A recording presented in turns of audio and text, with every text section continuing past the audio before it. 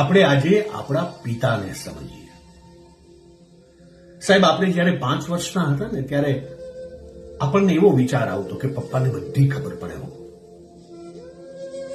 આપણે 10 વર્ષના થયા ને ત્યારે આપણે એવું વિચારતા કે પપ્પાને પણ ખબર પડે છે.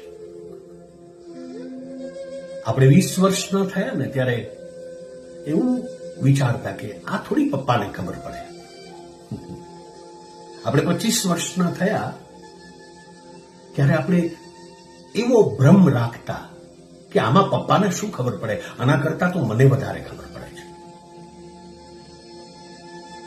આપણે 30 વર્ષના થયા ને ત્યારે એવું વિચાર્યું કે આ બધું પપ્પા કઈ રીતે મેનેજ કરતા હશે.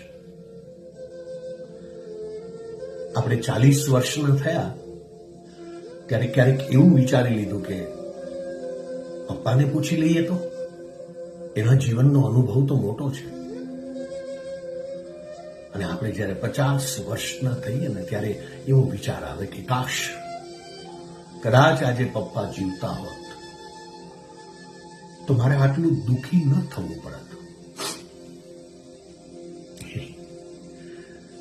સાહેબ, તમારા જ્ઞાનનો અનુભવ, તમારી સત્તાનો અનુભવ, તમારા ભણતરનો અનુભવ, તમારી ટેકનોલોજીનો અનુભવ આપણે આજે